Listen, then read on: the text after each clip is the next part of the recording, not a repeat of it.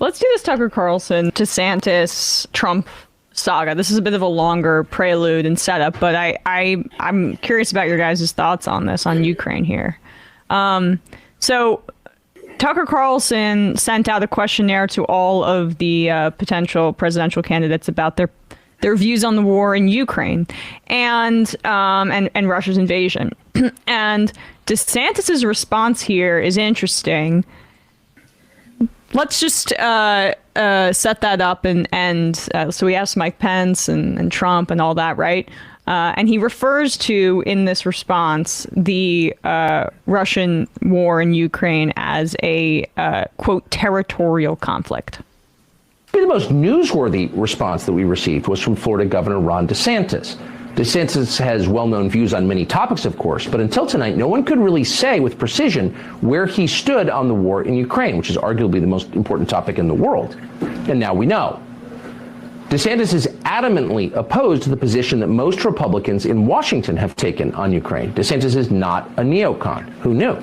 Quote, while the U.S. has many vital national interests, DeSantis writes, securing our borders, addressing the crisis of readiness within our military, achieving energy security and independence, and checking the economic, cultural, and military power of the Chinese Communist Party, becoming further entangled in a territorial dispute between Ukraine and Russia is not one of them. Without question, he writes, peace should be the objective. The U.S. should not provide assistance that could require the deployment of American troops or enable Ukraine to engage in offensive operations beyond its borders. F-16s and long-range missiles should therefore be off the table. These moves would risk explicitly drawing the United States into the conflict and drawing us closer to a hot war between the world's two largest nuclear powers. That risk is unacceptable. DeSantis goes on to oppose the policy of regime change in Moscow, which is very popular in Washington, and he points out that the Biden administration has created an alliance between Russia and China, and that's a disaster for the United States. Okay, so yeah, he's not a neocon, except we have to be combating the Chinese Communist Party, and then also he goes, why are the Chinese friends with Russia now and not us? Who would have thunk? It's ridiculous, but it's also interesting because DeSantis's response sounds new and familiar, right? And Trump kind of pointed this out. This is at least Trump attempting to take credit for it as he ramps up his own, or he changes the Cold War from a hot war in his attack on DeSantis. He says that he's following what I am saying. It is a flip-flop. He was totally different. Whatever I want, he wants. Even if his book was very nice. Well, both these guys are full of shit because DeSantis and Trump both encouraged increased weapons in Ukraine. But also, this sounds familiar because this is Joe Biden's position on both F-16s and long-range missiles. So, like, this is all phony. Like, okay, you support Brandon then, like, not you, Brandon, but Dark Brandon, because he's also said, yeah, we're not going to do the F-16s. That's not the priority we need to help them with, and the long-range missiles. So, like, you just took the things off the table that Biden and Lloyd Austin already took off the table. Well, it's funny too because he's trying to differentiate himself from people like Marco Rubio and Lindsey Graham who were criticizing these comments. And he's trying to make, like, Glenn Greenwald's doing this full court press that Gitmo Ron is the new anti-imperialist too, but again, this is just the position that Biden has had, and yeah, it doesn't address that both him and Trump encourage the flight of weapons that they're now supposedly the ones against that sort of activity now. But this is Tucker's attempt to boost DeSantis, right? We know that's all it is. We know how Tucker feels about Trump behind the scenes because of the discovery in the Dominion lawsuit, and we know that this has been Tucker's hobby horse to get this on the voters' minds in the Republican base, that we should be very pro Putin, and that the war in Ukraine is an existential threat to us here domestically because he has the politics of austerity, and because since we're sending weapons abroad, that affects regular taxpayers at home. It's not a leftist critique of weapon sales. But why this is notable here is Trump did call it a flip-flop. But it was a flip-flop.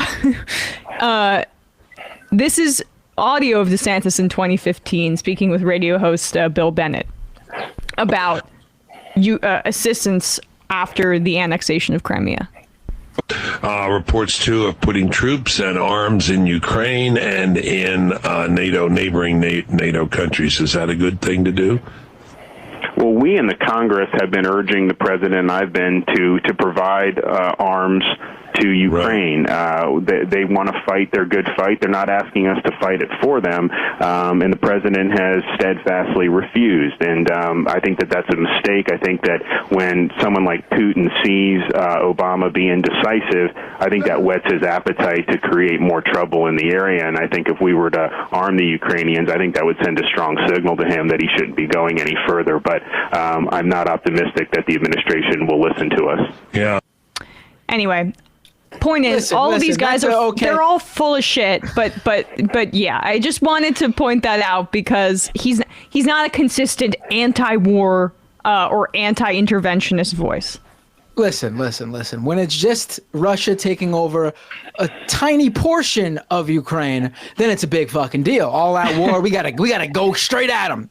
But if it's Russia trying to, take over the whole of Ukraine, obviously the stakes are much lower. So we could just step back and let it slide. Yeah, like I still, it's so funny that these people want to be like, well, see, Obama, we're just taking the position Obama took a while ago. It's like, yeah, that you savaged him for and called him a pussy, for not and it's like, I think the Obama position was salutary. I think it is good of him.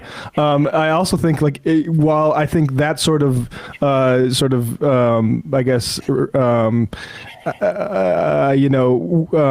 hesitancy to involve yourself in war, that should be our guiding principle. But it also changed things when Russia did the wider invasion and started marching towards Kiev.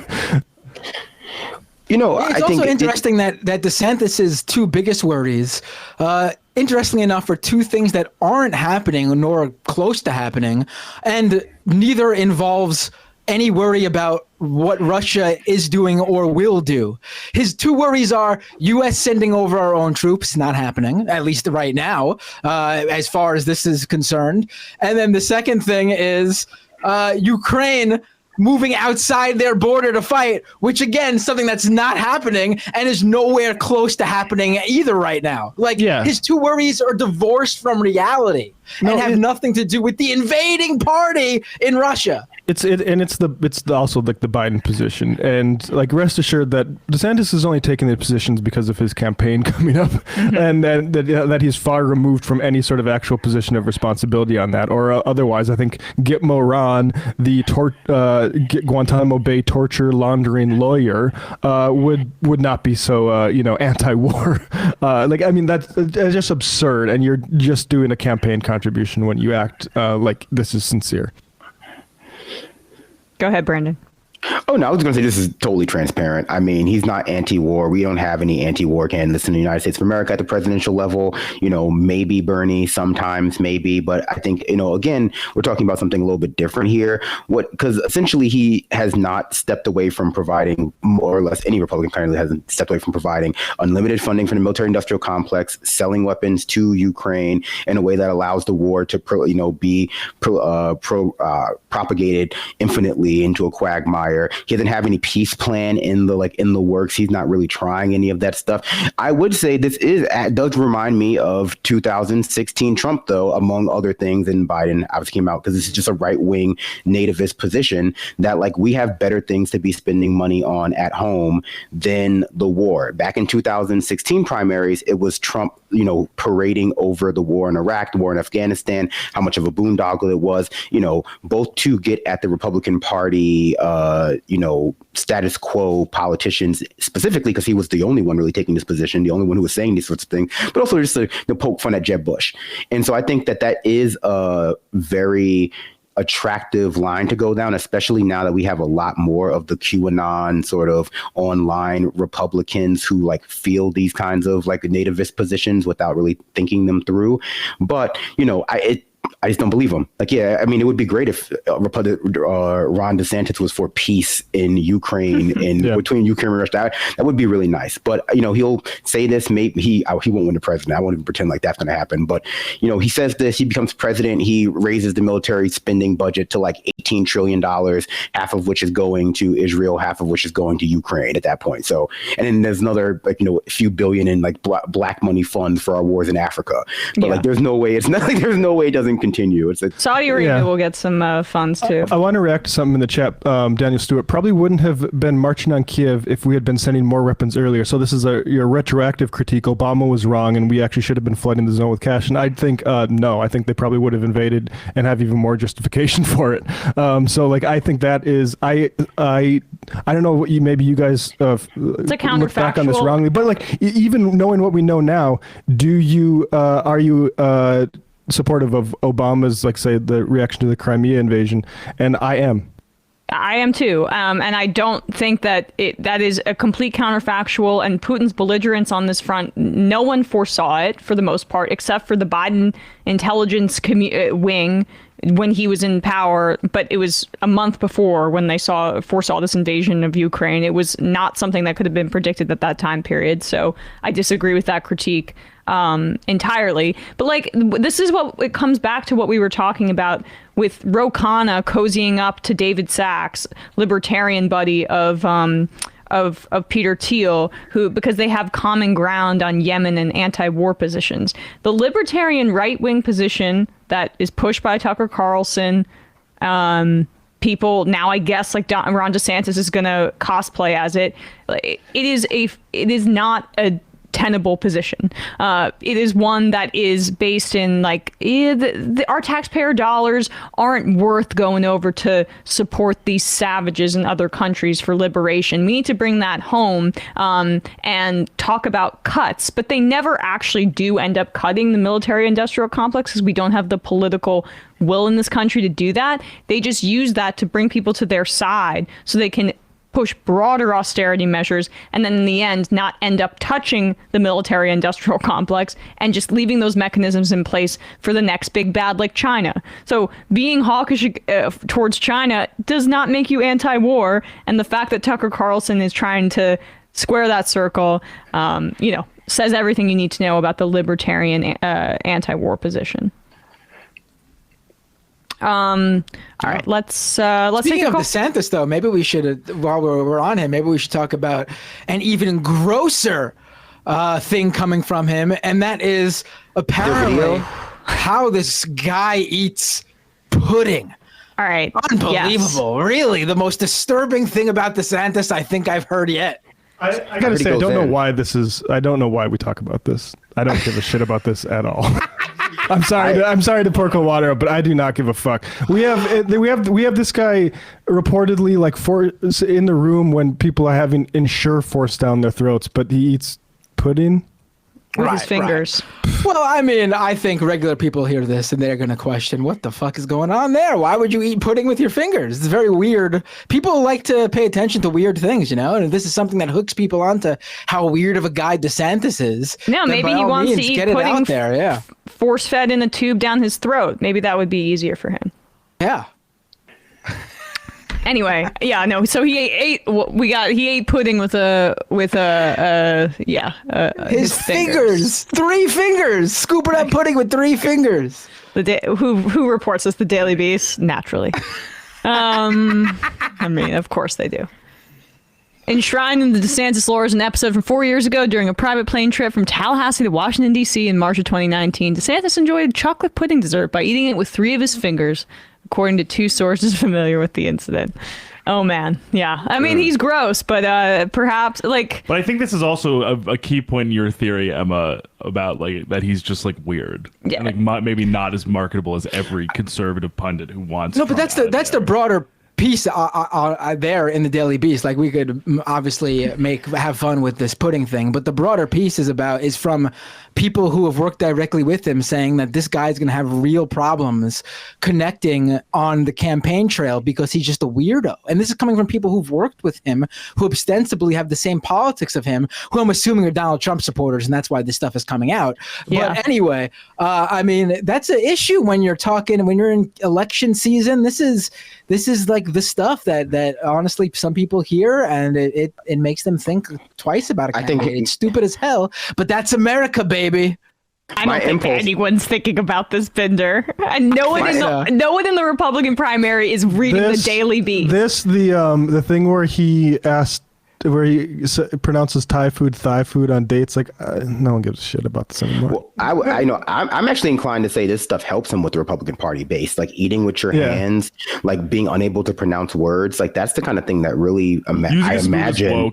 No, that's wasn't like the petty bigotry of low expectations. No. Binder, or Brandon, I'll go further. It's not that he was unable to pronounce Thai food. He was mispronouncing it to test women if they would challenge him and then leave the date. So that's actually even a bigger boon to the Republican voter. You want to? Yeah, that's alpha techniques. Yes, right. Like Andrew Tate's probably teaching that right now in prison. That just seems like it's taken from like how they choose contestants for like reality dating shows. Yeah, right. On Next, I tell every woman that it's Thai food, and then I leave. Next. I mean, everybody should know. Like my thing is, like, I'm not going to talk about DeSantis without talking about the Ensure thing, and like him being in the room while Guantanamo detainees are tortured. Like, that should be that's like, to be honest, this is the only reason this is interesting is because it's an opportunity to talk about that. I think it's good to know how weird our politicians are, because our media seems to do, like, across like various levels of evil to like petty, like a lot to put forth the pretension that they're normal.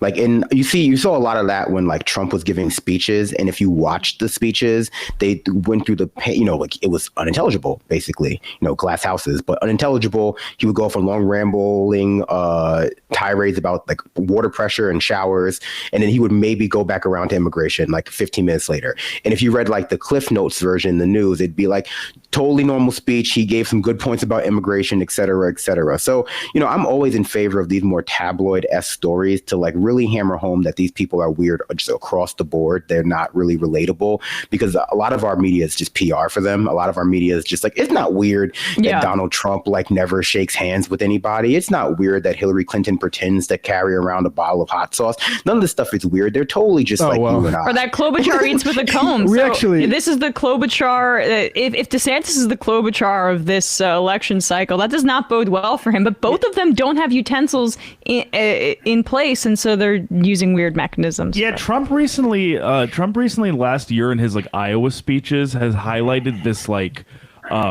provision to make it less taxable for a kid to inherit his parents' farm and like their farm bill, and like he always leads into it by being like, show of hands, who likes their kids? Yeah. Like, do you like your kids? Like, who hates their kids? He's teetering on the edge. It's just like, why is that the inroad to talking about people's children? He's edging like his child's hatred, like revealing his child's hatred to the world. He wants to so bad. Hatred of his children, kids, right? Yeah.